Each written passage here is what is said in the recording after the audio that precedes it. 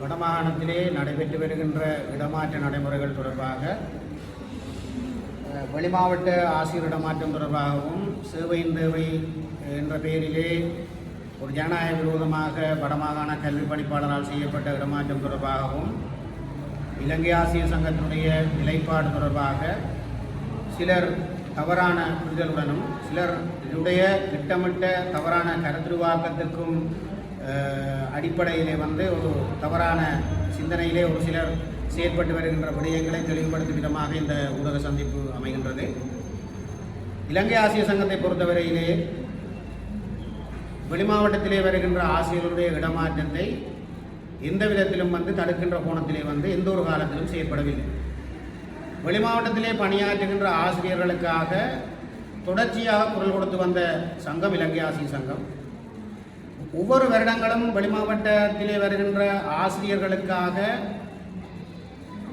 யாழ் மாவட்டத்திலே இருந்து பதிலீட்டு இடமாற்றம் வழங்கப்பட வேண்டும் என்று ஆரம்பத்திலேயே வடமாகாண ஆளுநராக ஜி.ஏ. சந்திரசிறி இருந்த காலத்திலே பல்வேறு எதிர்ப்புகளுக்கு மத்தியிலும் வெளிமாவட்ட ஆசிரியர்கள் வர வேண்டும் என்பதற்காக இந்த இடமாற்றத்தை ஒரு கொள்கை வகுப்பை வகுத்து நடைமுறைப்படுத்த வேண்டும். 2 வருடங்கள் 3 வருடங்கள் என்கின்ற அடிப்படையிலாவது அவர்களை விட்டு வெளிமாவட்டத்திலே இருந்து வருகின்ற ஆசிரியர்களுக்கு ரிலீஃப் கொடுக்க வேண்டும் என்கின்ற அடிப்படையில் செயற்பட்ட ஒரே ஒரு சங்கம் இலங்கை ஆசிரியர் சங்கம்.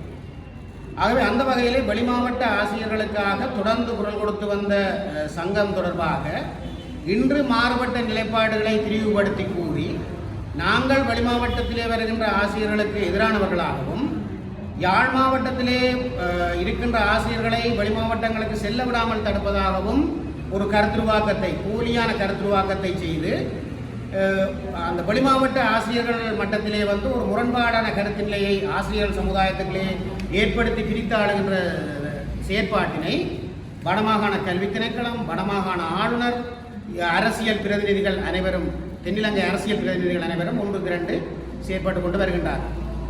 இந்த இடத்திலே ஒன்றை புரிந்து கொள்ள வேண்டும்.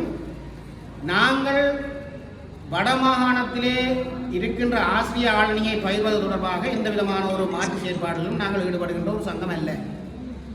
யாழ் மாவட்டத்திலே இருந்து பதிலீடுகளை அனுப்பி வெளி மாவட்டத்திலே இருந்து வருகின்ற ஆசிரியர்களை உள்வாங்க வேண்டும் அவருடைய சொந்த விலையங்களுக்கு என்பதிலே எங்களுக்கு மாற்று கருத்தில்லை. ஆனால் சகல இடமாற்றங்களும் ஒரு நீதியான முறையிலே பாரபட்சங்கள் இல்லாமல் அரசியல் தலையீடுகள் இல்லாமல் நடைபெற வேண்டும் என்பதை உறுதிப்படுத்தப்பட வேண்டிய பொறுப்பும் இலங்கை ஆசிரியர் சங்கத்துக்கு இருக்கிறது. ஆகவே இந்த இடமாற்றங்கள் தடுக்கப்படுவதற்கு பிரதானமான காரணம் வடமாகாண கல்வி திணைக்களம், வடமாகாண கல்வி அமைச்சு, வடமாகாண ஆளுநருடைய ஒரு சதிதான் நடைபெறுகிறதே அன்றி இங்கே எங்களுடைய தொழிற்சங்கம் எந்த விதமான ஒரு தடையும் ஏற்படுத்தவில்லை. உதாரணத்துக்கு உங்களுக்கு ஒன்றை தெளிவுபடுத்த வேண்டும். இன்று சொல்லப்படுகிறது யாழ் மாவட்டத்திலே இருந்து ஆசிரியர்கள் போகாதால் தான் வெளி மாவட்டத்திலிருந்து ஆசிரியர்களை சொந்த வலயங்களுக்கு விடுவிக்க முடியாமல் இருக்கிறது என்று ஒரு செய்தியை பரப்புகிறார். உண்மையிலேயே யாழ் மாவட்டத்தில் இருந்து செல்லுகின்ற ஆசிரியர்கள், அதாவது சேவையின் தேவை இடமாற்றத்தை வடமாகாணம் வழங்கிய ஆசிரியர்கள் மொத்த தொகை 193. அதில் யாழ் மாவட்டத்தைச் சேர்ந்த ஆசிரியர்கள் 110 பேர் கிட்ட தான் இருக்கிறார். ஆனால் வெளி மாவட்டத்திலே இருந்து வரப்போகின்ற ஆசிரியர்கள் 365 பேர். அப்படி என்று சொன்னால் 110 பேரை அவர்கள் கண்மூடித்தனமாக தெரிவு செய்திருக்கிற இடத்திலே ஏனையவர்கள் எப்படி இங்கே இவர்கள் எடுக்க போகிறார்கள்? 110 பேரை கொடுத்தா 110 பேரை தான் எடுக்கலாம், ஆக குறைஞ்சது. ஆனால் 110 பேருக்குள்ளேயே பாரபட்சங்கள் இருக்கிறது. அரசியல் தலையீடுகள் மூலமாக வெளி மாவட்டம் செய்ய முடியாத ஆட்களும் பாதுகாக்கப்படுகிறார்கள். ஆகவே அவர்களையும் உள்வாங்கி அனுப்ப வேண்டும் என்பதும் பாதிக்கப்பட்ட ஆட்கள் தொடர்ச்சியாக வெளி மாவட்டம் செய்த ஆட்களையே பகடக்காய்களாக்கி அரசியல் செல்வாக்குடையவர்கள் பாதுகாக்கப்படுகின்ற விடயத்தை எதிர்த்துத்தான் இலங்கை ஆசிரியர் சங்கம் செயல்படுகின்றது. ஆகவே இங்கே வெளி மாவட்டத்துக்கு இங்கே இருந்து ஆசிரியர்களை அனுப்பி அங்கே இருந்து ஆசிரியர்களை உள்வாங்க வேண்டும் என்பதிலே எங்களுக்கு எந்த விதமான ஒரு மாற்று கருத்தும் இல்லை. நாங்கள் மிக தெளிவாக இருக்கின்றோம். இங்கே இருந்து வெளி மாவட்ட சேவை செய்யாதவர்கள் போகத்தான் வேணும். அங்கே இருந்து வெளி மாவட்ட சேவை அதிகமான காலப்பகுதி செய்து வந்தவர்கள் குடும்பத்தோடு இணைந்து வாழக்கூடிய ஒரு சூழல் உருவாகத்தான் வேண்டும் என்பதிலே எங்களுக்கு எந்த விதமான மாற்று கருத்தும் இல்லை. ஆனால் இங்கே இருக்கின்ற ஆபத்து என்னென்று சொன்னால், இன்றைக்கு வெளி மாவட்டத்தையும் வெளி மாவட்டத்து ஒத்த சேவையையும் ஒத்த ஆட்களைத்தான் திருப்பவும் அவர்கள் அனுப்புகிறார்கள், வெளி மாவட்ட சேவை செய்யாத ஆட்களை தவிர்த்து. அப்படி என்று சொன்னால் இன்றைக்கு நாளைக்கு வரப்போகின்ற இந்த வெளி மாவட்ட ஆசிரியர்களும் இன்னொரு 2 வருடம் கழிய வந்து அவர்களைத்தான் திருப்பி அனுப்ப போகிறார்கள் வெளி மாவட்டத்தில். அப்படி என்று சொன்னால் அவர்களுடைய உரிமையை வந்து தொழிற்சங்கமாக எதிர்காலத்திலே வந்து அநியாயம் அவர்களுக்கும் நடக்காமல் இருப்பதற்கு வந்து நாங்கள் ஒரு கொள்கை ரீதியாக முடிவெடுக்க வேண்டியது அல்லது பாதுகாக்க வேண்டிய தேவை இலங்கை ஆசிரியர் சங்கத்துக்கு இருக்கிறது. வேற எந்த சங்கங்களும் வந்து அரசியல் ரீதியாகவும் ஒரு கொள்கை நிலைப்பாடு இல்லாமலும் செயற்படுகின்றது என்பதற்காக அவர்கள் வந்து எங்கள் மீது வந்து பொய்யான குற்றச்சாட்டுகளை சுமத்துகிறார்கள் என்பதற்காக நாங்கள் இலங்கை ஆசிரியர் சங்கம் எங்களுடைய கொள்கை நிலைப்பாட்டில் இருந்து நாங்கள் வலுவப் போவதில்லை.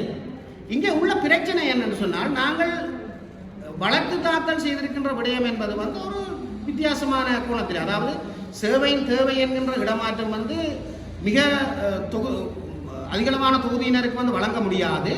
சேவையின் தேவை இடமாற்றம் வந்து என்னென்ன வகையான இடமாற்றமாக செய்ய முடியும் என்கின்ற விடயம் வந்து தெளிவாக வந்து சட்ட ரீதியாக சொல்லப்பட்டிருக்கிறது. ஆகவே அந்த சட்ட ரீதியான முரணான விதத்திலே வந்து நடைபெற்றதாகத்தான் வழக்கு தொடங்கப்பட்டிருக்கிறது. இன்று நாங்கள் சொல்லுகின்ற விடயம் என்னென்னு சொன்னால், இங்கே சேவையின் தேவை இடமாற்றம் நீங்கள் வடமாகாண கல்வி பணிப்பாளருக்கு அதிகாரம் இருக்கின்ற கோணத்திலே வந்து அது ஜனநாயக விரோதமாக நீங்கள் செய்திருக்கிறீர்கள். சரி, அந்த செய்த இடமாற்றத்துக்கு மேன்முறையீடு செய்வதற்குரிய வழிவகைகளை வந்து நீங்கள் ஏற்படுத்தாத இடத்திலே வந்து நாங்கள் வடமாகாண பொதுச்சேவை ஆணைக்குழுவுக்கு முறையிட்டதன் அடிப்படையிலே வடமாகாண பொதுச்சேவை ஆணைக்குழு குறித்த தாவன விதி கோவையினுடைய அத்தியாயங்களின் அடிப்படையிலே பின்வரும் விடயங்களை கையாண்டு மேன்முறையீடுகளை மாகாண பொதுச்சேவை ஆணைக்குழுவுக்கு சமர்ப்பிக்க முடியும் என்று எழுத்து மூலமாக வந்து எங்களுக்கு அறிவித்திருக்கிறார்கள். அதை வடமாகாண கல்வி அமைச்சின் செயலாளர்களாகவும் அறிவித்திருக்கிறார்கள். அந்த இடத்திலே பாதிக்கப்பட்டதாக கருதுகின்ற ஆசிரியர்கள் மேன்முறையீடு செய்திருக்கிறார்கள்.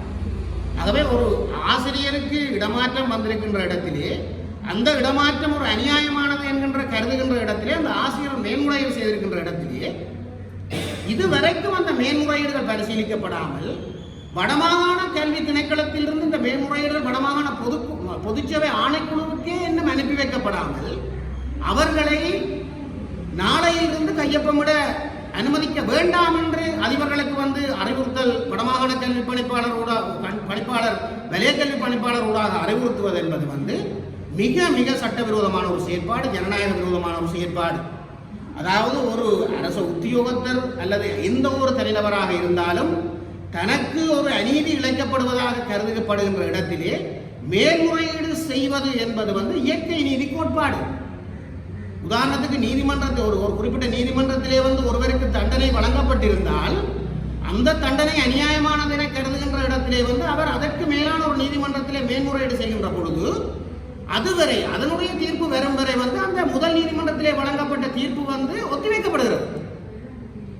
அப்படியான ஒரு இயற்கை நீதி கோட்பாடு இருக்கின்ற பொழுது ஏற்கனவே வெளிமாவட்டம் செய்த ஆசிரியர்கள், ஏற்கனவே வெளிமாவட்டத்துக்கு ஒத்த சேவை செய்த ஆசிரியர்கள், போரினாலே பாதிக்கப்பட்ட ஆசிரியர்கள் இருக்கிறார்கள், புற்றுநோயால் பாதிக்கப்பட்ட ஆசிரியர்கள் இருக்கிறார்கள், சிறுநீரக நோயினால் பாதிக்கப்பட்டு இரத்தம் பாய்ச்சப்படுகின்ற ஆசிரியர்கள் இருக்கிறார்கள், அதைவிட வந்து மாற்றுத்திறனாளிகளை கொண்ட சகோதரங்களை, பெற்றோரை, கணவரை கொண்ட ஆசிரியர்கள் இருக்கிறார்கள். அந்த விடயங்கள் எல்லாம் வந்து ஊடகங்களுக்கு முன்னாலே வந்து ஆசிரியர்கள் சொல்லி இருக்கிறார்கள். அப்போ இந்த விடயங்கள் வந்து எவ்வாறு பரிசீலிக்கப்பட வேண்டும் என்று சொன்னால் மேல்முறையீட்டின் மூலம் தான் பரிசீலிக்கப்பட வேண்டும். அந்த மேல்முறையீடுகள் பரிசீலிக்கப்படாமல் ஒரு ஒரு மனித குலத்தினுடைய அடிப்படை கோட்பாடுகளுக்கே விரோதமாக ஒரு மிருகத்தனமாக இந்த வடமாகாண கல்வி திணைக்களம் வந்து செயல்படுகின்ற செயற்பாட்டை வந்து இலங்கை ஆசிரியர் சங்கம் அனுமதிக்க போவதில்லை. ஆகவே அந்த வகையிலே நாங்கள் இந்த மேல்முறையீடு பரிசீலிக்கப்பட்டு அதற்குரிய பதில் கிடைக்கப்பெறும் வரை அந்த ஆசிரியர்கள் தங்களுடைய பழைய பாடசாலையிலேயே கையொப்பமிடுவதற்கு அனுமதிக்கப்பட வேண்டும். அதுதான் இயற்கை நீதியும் ஆகும். ஆகவே இந்த ஜனநாயக விரோதமான வன்முறை ரீதியான இந்த வடமாகாண கல்வி திணைக்களம் மற்றும் வடமாகாண கல்வி அமைச்சு வடமாகாண ஆளுநருடைய செயற்பாடுக்கு எதிர்ப்பு தெரிவித்து நாங்கள் நாளை முதல் ஆசிரியர்களை ஒன்றிணைத்து தொடர் போராட்டத்திலே வந்து நாங்கள் ஈடுபட இருக்கிறோம். இதற்கு குறித்த தீர்வு கிடைக்கும் வரை நாங்கள் வந்து போராட்டத்திலே ஈடுபடுவோம். இது ஒரு அப்பட்டமான ஜனநாயக விரோதமான ஒரு செயற்பாடு. நாங்கள் சமூக மட்ட அமைப்புகளோடும் நாங்கள் தொடர்ந்து பேச்சுவார்த்தை நடத்த இருக்கின்றோம். அது பரந்தளவிலே நாங்கள் முன்னெடுத்து கொண்டு சென்று அது ஒரு சாத்திய ரீதியிலே நாங்கள் எந்த எல்லையை எங்களுடைய போராட்ட வடிவமாக நாங்கள் மாற்ற முடியுமோ அந்த எல்லை வரை எங்களுடைய போராட்ட வடிவங்களை நாங்கள் மாற்றி இதற்குரிய நீதி கிடைக்கும் வரை எங்களுடைய போராட்டம் தொடரும் என்று இந்த இடத்தில் நாங்கள் தெரிவித்துக் கொள்கிறோம். அனைவருக்கும் வணக்கம். எனக்கு இப்பொழுது சேவையின் தேவை கருதிய இடமாற்றத்தில் வவுனியா நோத்துக்கு வந்து இடமாற்றம் வந்திருக்குது. ஆனால் எனக்கு வந்து நான் ஃபர்ஸ்ட் அப்பாயின்மெண்ட் வந்து மதவாஜி முஸ்லீம் மகா வித்தியாலயத்தில் 2006 இருந்து 2010 வரைக்கும் நான் சேவையாற்றியிருக்கிறேன். அதை விட எனக்கு வந்து 2000ஆம் ஆண்டு இந்த யுத்த காலத்தில் கிரனைட் பட்டு இந்த 2 கால்களுமே பலத்த சேதத்துக்குள்ளாக இருக்குது. ஒரு கால் ஃப்ராக்சர், மற்ற காலில் ஸ்டிச்சஸ் ஃபுல்லாக இடுப்பு வரைக்கும் எனக்கு காயம் இருக்குது. இப்போவும் என்ற உடல் முழுக்க பீஸுகள் இருக்குது.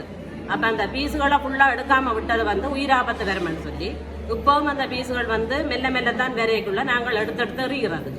அப்படியா நான் நோயாளியாக நான் அப்படியே இதில் எனக்கு வந்து கூடுதலான நேரங்கள் வந்து நிற்க இயலாது. கால் சரியான உழைவு, கால் நிற்கவும் இயலாது, என்னால் ட்ராவல் பண்ண இயலாது. அந்த நிலைமையில் இடமாற்றம் பெற்று தான் நான் இங்கே வந்திருக்கிறேன். திருப்பியும் இந்த 47 வயதில் எங்களுக்கு இப்படி ட்ரான்ஸ்ஃபர் வந்தால் எங்களுக்கு அந்த நேரம் இருந்த உடல்நிலையும் இப்போ இருக்கிற உடல்நிலையும் ஒன்றாக இருக்கும். உங்களோட உடல்நிலையில் இவ்வளவு உண்டடிப்பட்ட நேரத்திலையும் இவ்வளவு பிளட் போய் மிகவும் ஒரு சோர்வுற்ற நிலையில நாங்கள் வாழ்ந்து கொண்டிருக்கிறோம். 3 பிள்ளைக்கு தாயார். அதை விட எனது தாயார் வந்து ஒரு படுக்கையான நோயாளி.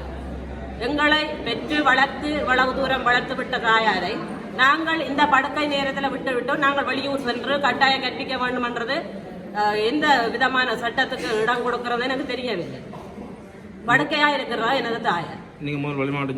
முதல் வெளி மாவட்டம் நான் செய்திருக்கிறேன். 3.5 வருஷங்கள் செய்திருக்கிறேன். செய்த இந்த உடல்நிலை காரணமாகத்தான் நான் ரிலீஸ் ஆகி கவர்னரோட போய் கதைச்சு தான் நாங்கள் இங்கால வந்தேன். நான் இப்போ சங்கானகிழக்கு விக்னேஸ்வராவில் சேவையாற்றுகிறேன். எனது ஃபர்ஸ்ட் அப்பாயின்மெண்ட் வந்து கேரி நகர் பாலாவுடைய அதாக்க பாடசாலை அதிகஷ்ட பிரதேசம். நாங்கள் அந்த காலத்தில் 2004 சரியான யுத்த காலம், பெரிய கஷ்டப்பட்டு தான் நாங்கள் இந்த போக்குவரத்துகளை மேற்கொண்ட. நாங்கள் அதிகஷ்ட பிரதேசத்தில் நான் 11 வருஷம் சேவையாற்றினேன். சரியான கஷ்டம், பஸ்ஸுகளும் இல்லை, நடந்து தான் நாங்கள் பாடசாலைக்கு போகிறோம். பாடசாலை சுத்த வர ஒரே வெள்ளத்துக்குள்ளால் நடந்து தான் நாங்கள் பாடசாலைக்கு போகிறது. அவ்வளவு கஷ்டப்பட்ட நாங்கள் இப்போ திருப்பியும் எனக்கு வெளி மாவட்டத்துக்கு வந்துருக்குது. என்னாலே அங்கே போக முடியாது. என்னென்னு சொன்னால் எங்களுக்கு ஃபர்ஸ்ட் அப்பாயின்மெண்ட் வந்து வெளி மாவட்டத்துக்கு ஈக்குவலாகத்தான் தீவிரத்தை தந்தவர். அப்போ திருப்பியும் நாங்கள் அங்கே போய் கஷ்டப்பட எங்களால் முடியாது. இப்போது எங்களுக்கு வயது மாறிவிட்டது.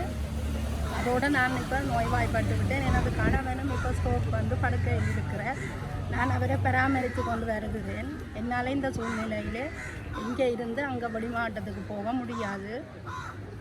நன்றி. தயாபரன் புனித அந்தோணியார் கல்லூரி 2007 தொடக்கம் 2014ஆம் ஆண்டு வரை நான் தீவக வலயத்தில் 7 வருடங்களாக சேவையாற்றி வருகின்றேன். எனது கணவர் வெளி மாவட்டத்தில் அம்பாறை மாவட்டத்தில் வெளி மாகாணத்தில் சேவையாற்றி இன்று வரை வருகின்றார். எனது உடல்நிலை எனக்கு ரத்தம் பாய்ச்சப்பட்டு இன்று வரை மார்கழி 12ஆம் மாதம் எனது உடல்நிலை இயலாத கட்டத்தில் இருந்து நான் ரத்தம் பாய்ச்சப்பட்டு இயங்கிக் கொண்டிருக்கின்றேன். எனது அம்மா ஒரு இயலாதவா, கொரோனாவில் அப்பா இறந்தபடியாக அவள் தண்டை வேலை எதுவுமே செய்ய முடியாத கட்டத்தில் நான் தான் ஒரு பிள்ளை வீட்டை பராமரித்து கொண்டிருக்கிறேன். எனது சொந்த தம்பி 31 வயது மாற்றுத்திறனாளி. அவர் எந்த செயற்பாட்டையும் செய்ய மாட்டார். அவருக்கு குளிக்க வாக்குறதுல இருந்து சாப்பாடு தீர்த்துறது வரையும் நாங்கள் தான் முன்னெடுத்து செல்கின்றேன். இந்த நேரத்தில் எனக்கு இந்த ட்ரான்ஸ்ஃபர் வந்தது எனக்கு ஒரு மன உளைச்சலாகவே எனக்கு இருக்கின்றது. இந்த குடும்பத்துக்காகத்தான் நாங்கள் வேலை செய்கின்றோம். இதை விட்டுட்டு நாங்கள் வெளி மாவட்டத்தில் போகிறதுக்காண்டி ஒரு ஆறுதலும் இல்லாத வயது போன அம்மாவையும் மேலாத தம்பியையும் விட்டுட்டு என்னாலே வெளியிடத்துக்கு செல்ல முடியாது இருக்கிறது. எங்களோட நிறைய பேர் தீவகம் வேலை செய்திருக்கணும். ஆனால் அவைகளுக்கு கொண்டுமே வரையில எங்களுக்கு மட்டுமே தான் இந்த ட்ரான்ஸ்ஃபர் வந்திருக்குது. என்னவோ தெரியல. ஆனால் நாங்கள் மேன்முறையீடு செய்து அதற்கு கூட ஒரு பரிசீலனை செய்து எங்களுக்கு ஒரு பதிலும் கிடைக்காத பட்சத்தில் நாங்கள் மிகவும் முரண்பட்டு கொண்டிருக்கின்றோம். இதுக்கு ஒரு நியாயமான முடிவை தர சொல்லி நாங்கள் கேட்டுக்கொண்டோம்.